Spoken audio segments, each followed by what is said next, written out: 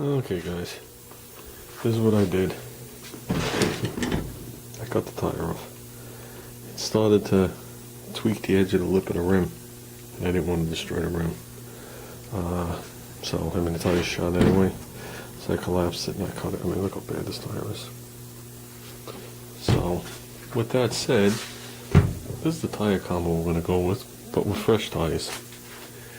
I'm going to go with that one in the back and that size in the front. Something very similar to that. Okay. You can see this one's definitely wider. When you inflate it, it's about the same height, give or take. So,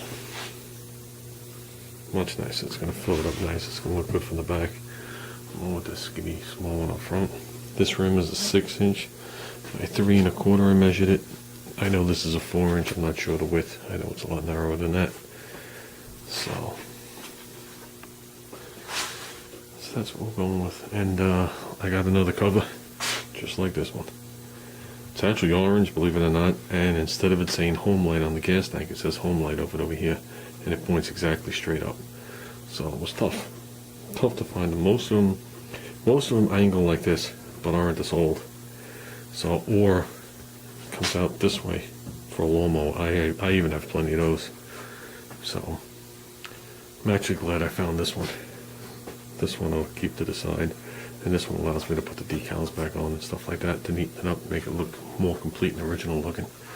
I am going to lower that wheel, raise the wheel, however you want to word it. I'm going to lower this ass end down. So that'll definitely free up the engines. And somewhere in this zone, either up top or here, I can't go too low, I need some kind of fuel tank that'll feed the 2 carburetors. So the higher the better, because it's gravity fed. So I can't go too low here. And I don't know if I wanted the traditional motorcycle looking tank. I might try for something a little cooler.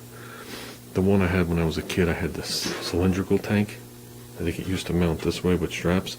I had it mounted here, and it had the screw-in cap with the gauge and the cork. A pair of those side by side would be nice if I could find them for a realistic price. That's the problem. If you do 2, you need them to match. And that's where everything starts to suck. There you go. Quick look at it at ride height. You can see the angle of the base and the top. It's not that drastic, but it is. I mean, it was obviously more when I had the other tire up front. So I think we could definitely lower the frame down. You don't want to lower it too much, because when you go into a turn, you don't want to dig in with anything. And really the concern would be the foot pegs, but I think I could really make a bank turn with that bad boy and not lean them in. So, like I said, I want to see if maybe I can get it to sprocket height. So I think what I'm going to do is, and this leaning back towards Musty One was the first one to suggest just move the wheel back. But he suggested moving it out here. I'm not going to do that. This is what I'm going to do. Originally I thought about just going up here, no further, but I think what I'm going to do is, well, first of all, let me say why. The center line of this bolt, okay, is higher than the bottom of the plate here. So the bottom of the engine is already on the downward, the return curve of the tire. So the higher I go up with the tire, the more clearance I have. That's just a no-brainer. But this is what I think I'm going to do. They're going to nip this plate off. So it looks like they just have a bead of weld on the bottom, nothing here. A little bit of weld in here, and this is just a bracket for the chain guard, which I'd probably remove at this point. But they're going to pop this plate off and replace it with one just like it, but I'm going to move it back. They have it just laying on the inside edge. It's not like they have it fitted in the frame, it's just on the backside edge. And with my measurements, I'm going to take this bolt, I'm going to put it right here, right in the back crotch. That will move the axle up 1.5 inches, so just the bottom of the teeth will be exposed to give you a reference, approximately, and it's going to move it back 1.25 inches. So it'll go up and back. So up 1.5 inches, back 1.25 inches. And I mean, that'll give me 1.25 inches more room than I have now, And I will have enough room when I put a flat-headed Allen in there and the one in the front. This thing, I still like my chain idea, but I want to have a backup. And you know, people have mentioned the jack shaft.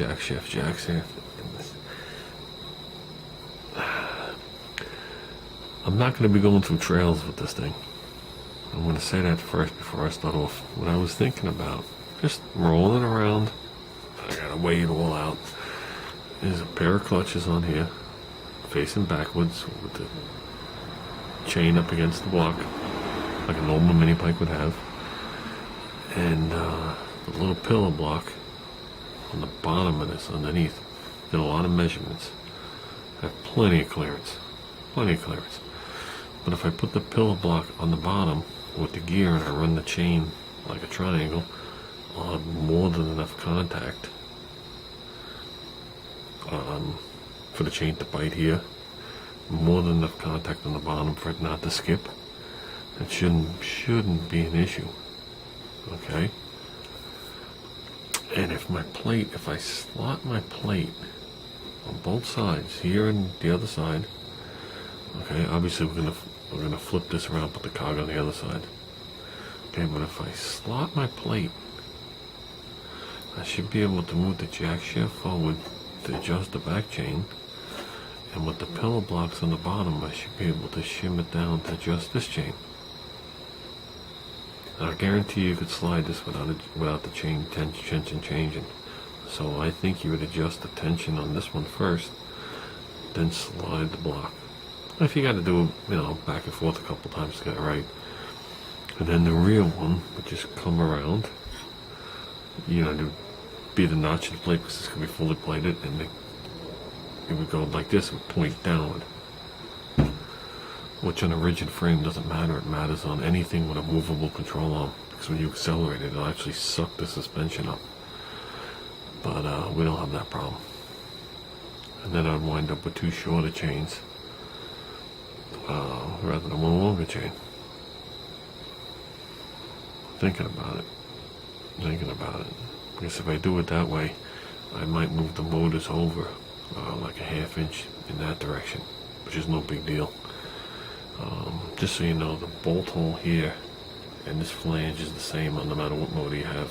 The motor just gets wider on the other side. The cover gets bigger and everything hangs over. So these are small engines, it's not a big deal. But I'm going to still continue what I'm going to do on Sunday. I'm going to do my plate. I'm going to do my plate back here. I'm going to move the wheel. Nip this bracket off, nip this bracket off, nip this bracket off. Clean it all up. And then I'll start the sliding. I'll have to, I guess, go online and find out how big pillow blocks are. I measured from the top edge of here to the bottom of the tire, and that's 5.5 inches. So I'm going to lose, what did I say, an inch? About 1.5 inches. So I'm going to be down to 4 inches. Okay, and I got to use the top edge because it's going to be up here. I mean, 4 inches is that much? I mean, how big is the gear going to be? It's going to be under 2 inches, maybe 2 inches with it spaced down. That'll be more than enough. You'll see it. You know what I mean? It's like, I don't know how big this tube is. Yeah, it's 1 inch tube, so you'll see it hang down just a little bit. But that don't bother me. So, something to think about. I like machinery. I like to see moving parts. So I think that would be pretty cool. So, I think that might be the strongest way too. So, well, let's see what we got.